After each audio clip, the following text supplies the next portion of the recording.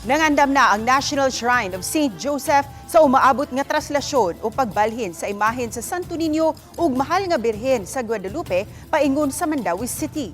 Ang report ni Nico Sereno. Usa sa mga atanganan ug dagsaan sa mga religious activities sa umaabot Fiesta Senior ang traslasyon. Mahitabo pipila ka adlaw sa di pang fiesta, mapuno ang karsada gikan sa Cebu City paingon sa Mandawi kundiin imutorkada ang mga imahen sa Santo Niño ug Birhen sa Guadalupe. Sa Mandawi mahitabo ang panagtagbo o panag-abot sa Sagrada Familia kay sugaton man sila sa imahen ni Senior San Jose.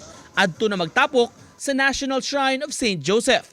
Itandi sa miaging katuigan nga sa Biyernes sa dili pa ang piyesta kini himuon, sa Huwebes na kini karong Enero 15 kundiin maka-overnight sa simbahan sa Mandawi ang mga imahen sa dili pa ibalhin sa Lapu-Lapu City. Longer time for our parishioners, for our pilgrims and devotees to spend the time to visit dinhi sa Santo Niño here sa atong parish. Usasab sa gipangandaman sa simbahan sa Mandawi ang veneration o paghalok sa imahen kundiin grabe kataas ang linya sa mga tao.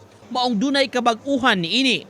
Magpadayon ang pahalok sa National Shrine bisan kun dunay misa. Gawas lang sa sagrado nga parte nga consecration. Mupos lang ta before the consecration part, meaning the Sanctus, mupos lang sa ang pagpanghalok, and then mo resume siya after the Great Amen, which is inig Our Father, balik na sad o pagpanghalok.